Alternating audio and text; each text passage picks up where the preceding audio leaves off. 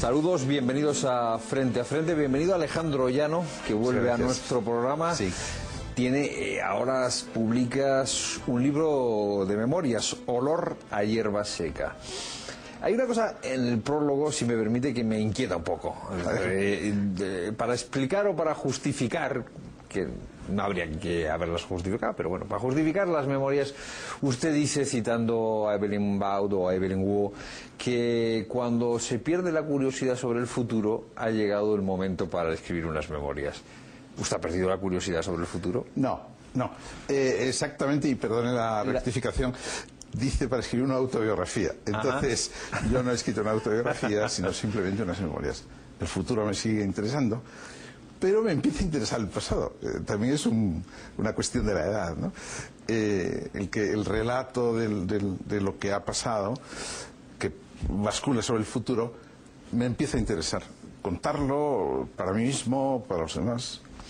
Buena parte de esta memoria, no autobiografía, relata con bastante detalle sus vivencias universitarias de los años 60. Por ejemplo, todas las dificultades que tuvo en su momento la Universidad de Navarra y la lucha que se libró para que los títulos de esa universidad se reconocieran civilmente. Y usted se le ve muy crítico con el franquismo, se le ve muy incómodo incluso de la foto aquella que le hicieron, que quiso quitarse de la foto para no aparecer con Franco, pero que al final además mis hermanos la expusieron para fastidiarme. Sí, yo no era franquista, esa es la verdad, y me parecía que aquello no, sobre todo me parecía que no conducía a ninguna parte, y me extrañaba mucho que, sobre todo la gente un poco mayor que yo, pero también algunos de mi edad, los coetáneos, pensaran que el franquismo se iba a suceder a sí mismo. Y frente a esto veía a los socialistas, sobre todo, y empezaban a comparecer los comunistas, que estaban preparando un futuro desde la universidad. Y bueno, yo pensé que aquella pugna que había en las aulas, y sobre todo fuera de las aulas, preparaba el futuro. Vi entonces una cosa que he seguido viendo hasta ahora, y es que la gente moderada, la gente independiente, los demócratas, incluso los cristianos, se abstenían más bien, ¿eh? Y eso me preocupó mucho y me sigue preocupando. Pero por el relato que usted hace, usted cree que en realidad sí hubo un 68 español. Sí, ¿no? Sí. Fue muy peculiar porque empezó antes, acabó después, ya que aquí se mezclaba y se entreveraba con el problema político, cosa que no ocurría tan directamente o con estos parámetros en Francia, en Alemania o en Estados Unidos.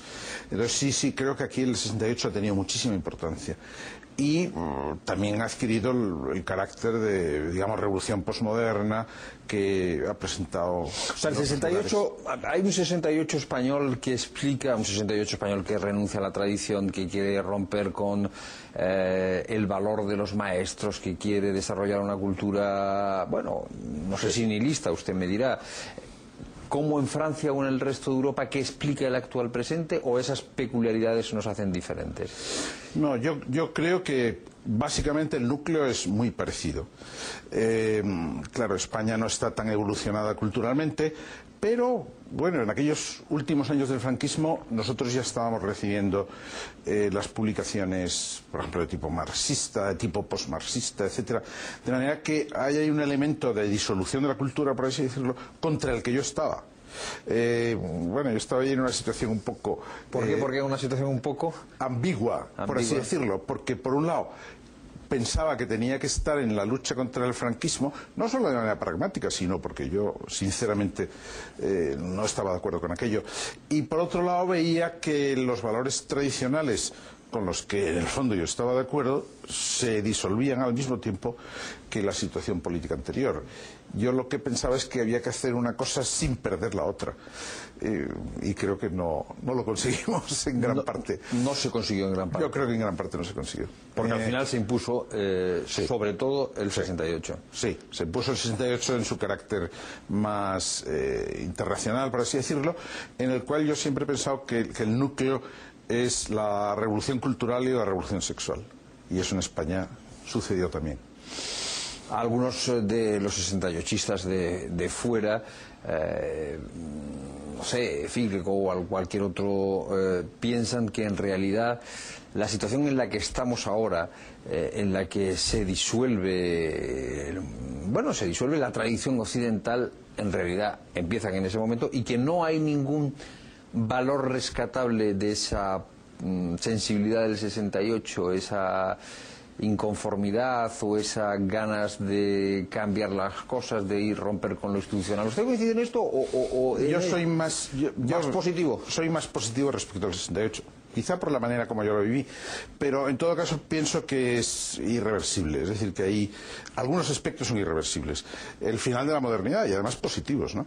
Es decir, el progresismo ilustrado se archiva y viene una mentalidad más abierta, más plural. En ese sentido estoy de acuerdo. Y el aspecto más nihilista, que sin duda está presente, bueno, yo quisiera pensar que no es tan potente como a veces se presenta. En todo caso, con lo que no estoy de acuerdo es con el ninguneo del 68, por así decirlo, ¿no? Decir, bueno, esto fue una cosa que los estudiantes hicieron y tomárselo un poco a broma, ¿no? No, de broma nada, porque hoy día estamos viviendo en el 68, del 68. Obama, por ejemplo, por mencionar un tema del día, es un hombre del 68. ¿En qué aunque sentido? Él no lo viviera. Bueno, en el sentido de estilo, de apertura, de relativismo también, porque me parece que tiene mucho de relativista. No es un hombre, si se compara con, no solo con Bush, sino incluso con Clinton y con Reagan, etcétera, no defiende los grandes valores americanos, sino otra cosa, mucho más light, por así decirlo, y también mucho más sentimental y más flexible, más amplia, más abierta. Decía usted hace un momento que usted era antifranquista, vamos, que lea estas memorias, se le queda rotundamente claro que la simpatía es mínima hacia casi todo. Sí. Decía, el 68 explica mucho nuestro presente. ¿Y el franquismo sigue explicando nuestro presente o no? Sí, yo creo que también. ¿Por qué? Creo que también de manera positiva o negativa, ¿no? Es decir, creo que el franquismo ha sido importantísimo en España. Subrayo también el aspecto positivo. El franquismo ha modernizado España. Mal que me pese reconocerlo.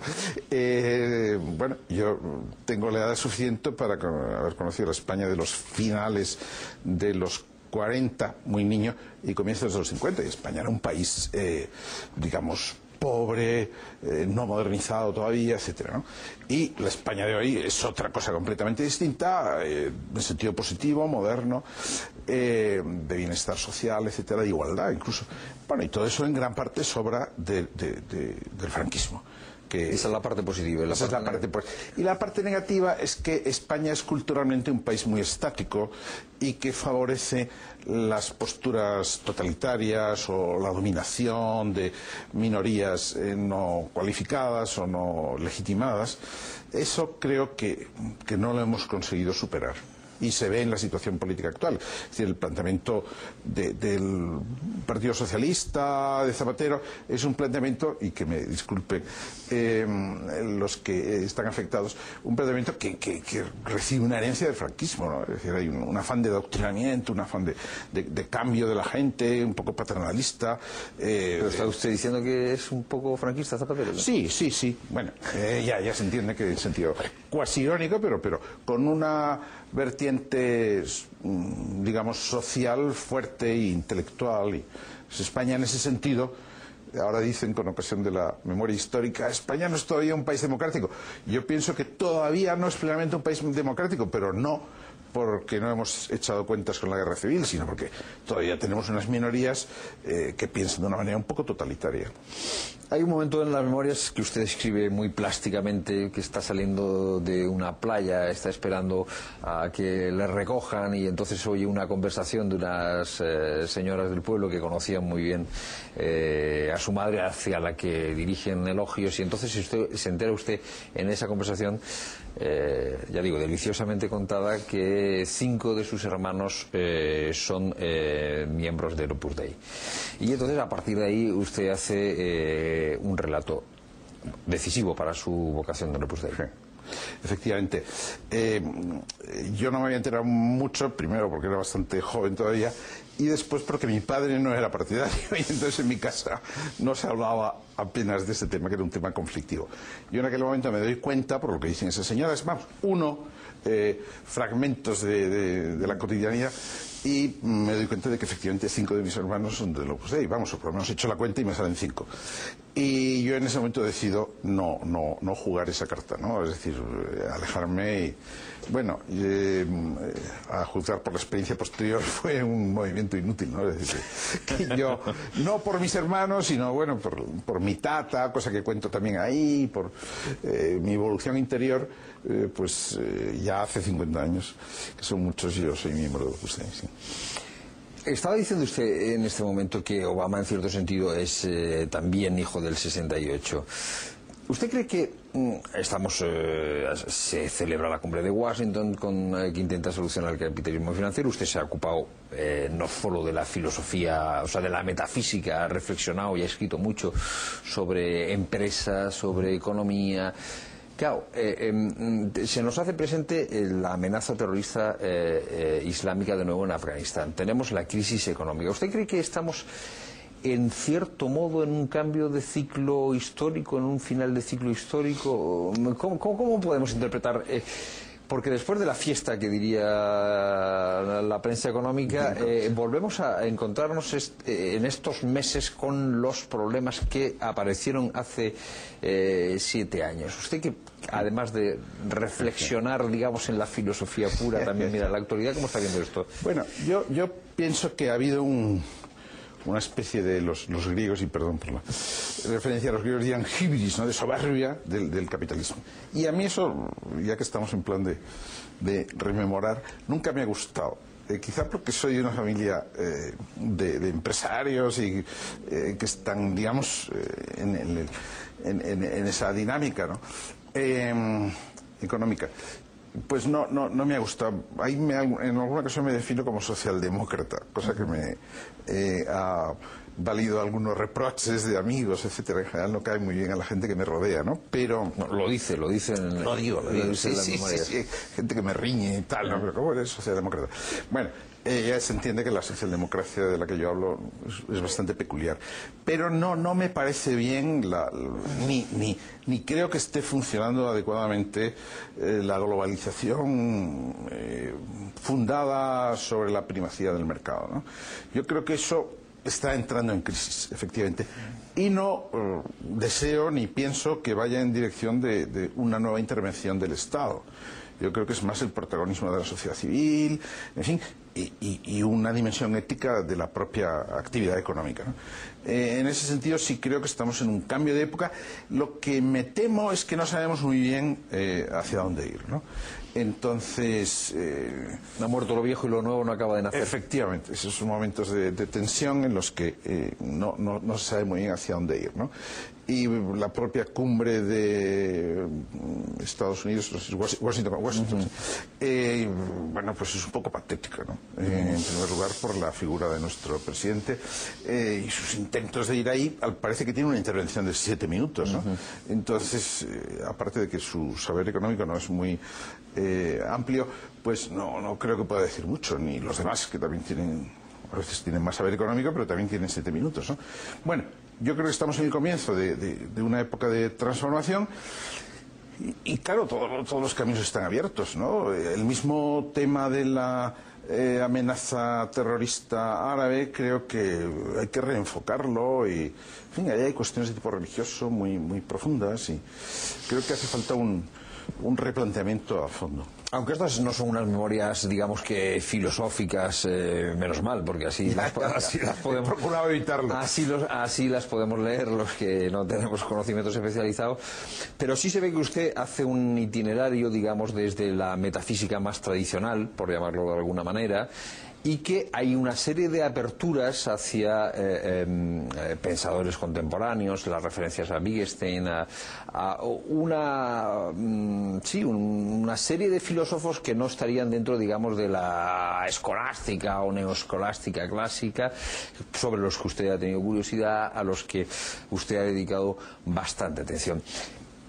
Para los profanos lo que vemos es que hay en este momento un interesante diálogo sobre el valor de la razón, abierto en gran medida por Benedicto XVI, con esa necesidad que ha hecho de subrayar el que la razón moderna o posmoderna tiene que salvarse, porque sus afanes o sus anhelos iniciales en esa posmodernidad en la que la razón se ha vuelto sobre sí misma y no tiene capacidad de apertura, pues está cada vez más sofocada y culturalmente estamos estancados.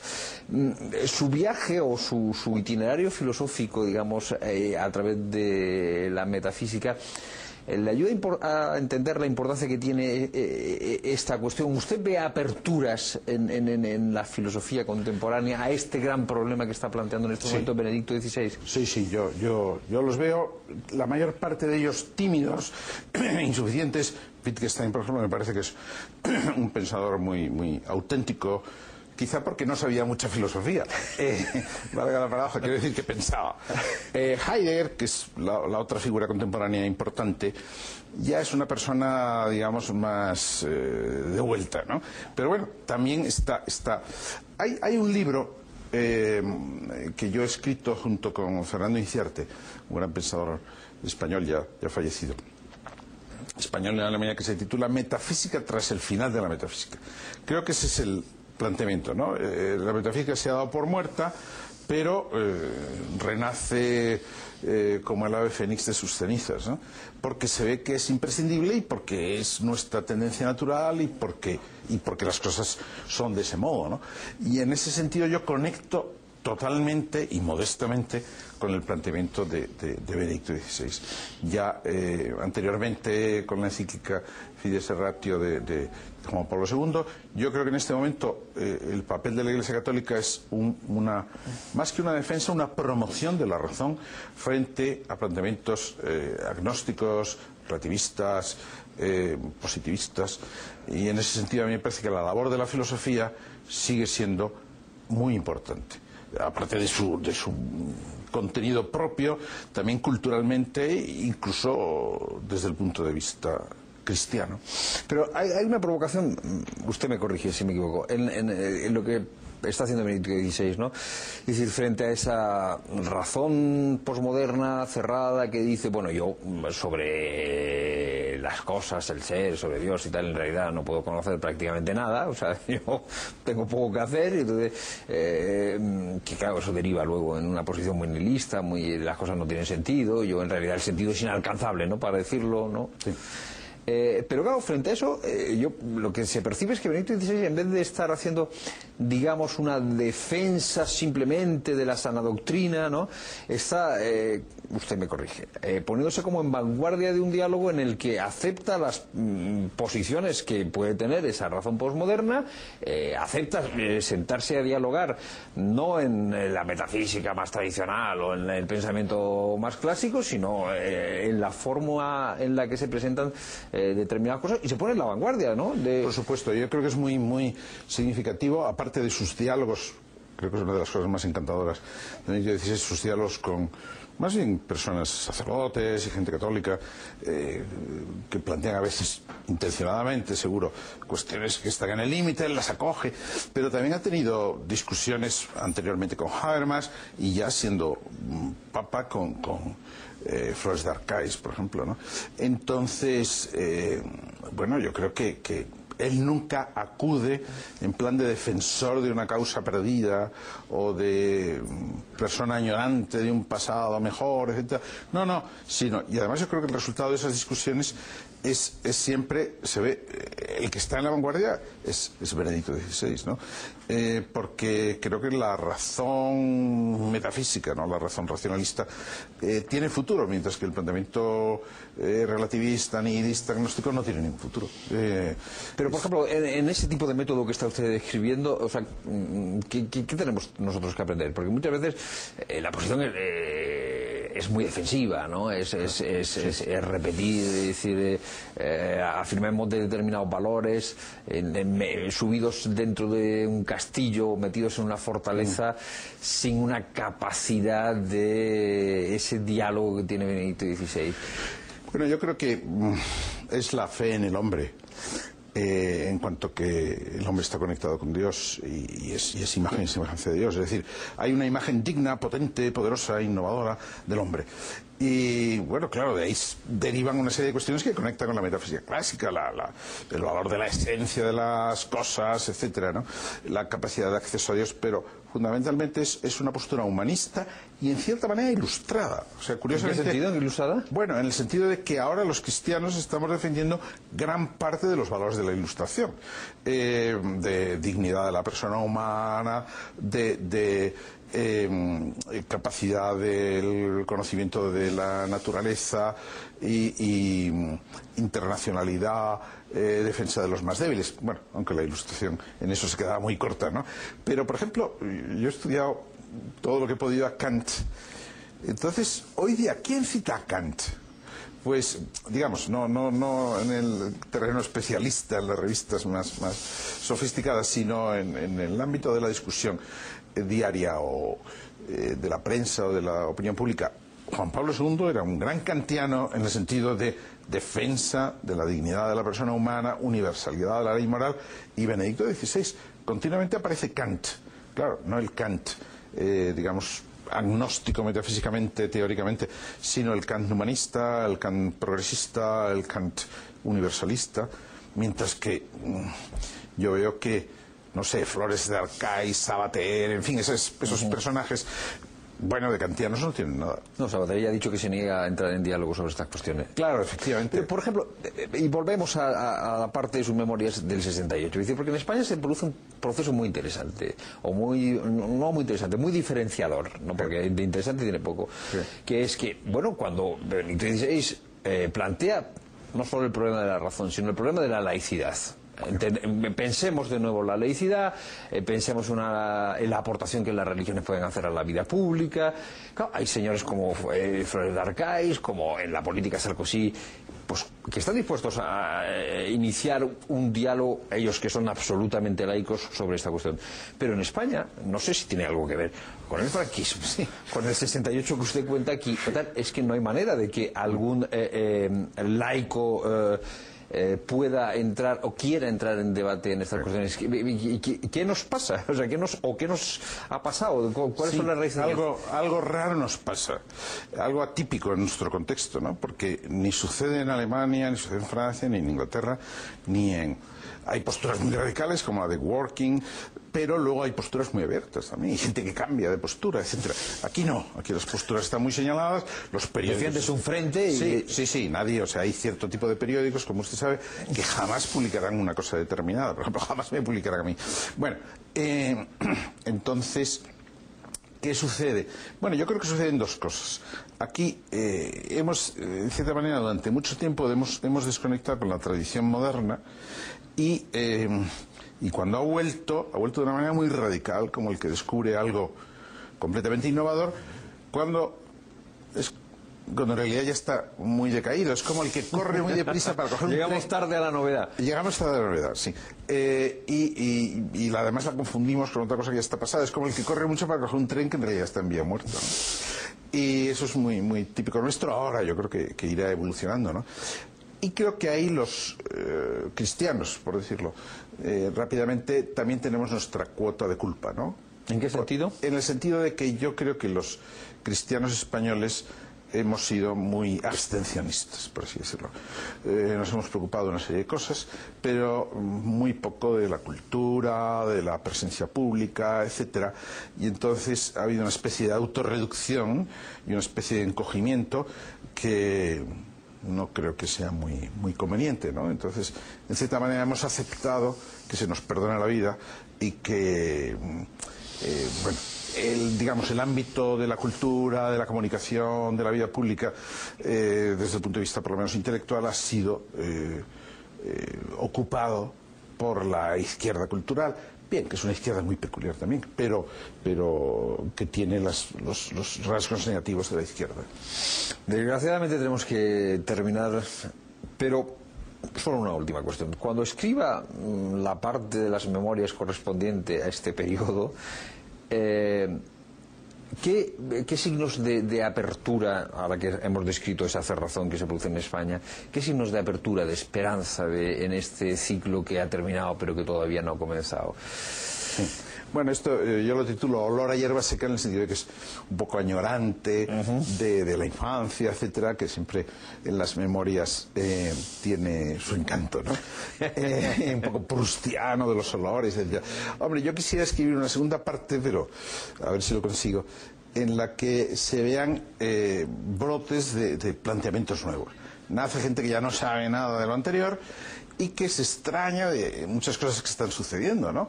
Entonces yo voy a tratar de recoger eso, ¿no? No solo en otros, sino en cierta manera en mí también, ¿no? Porque uno se va renovando, ¿no? Entonces yo quisiera que el segundo tramo de mis memorias, todavía por escribir, fueran el verdor de la hierba naciente, por así decirlo. Y bueno, esa es la idea que tengo, no ya de decir, bueno, pues si antes estaba en decadencia, ahora mucho más. No, sino todo lo contrario, ¿no? ¿Qué está sucediendo? ¿Qué nuevas cosas aparecen? Porque yo creo que en la gente más joven hay planteamientos muy por lo menos diferentes, ¿no?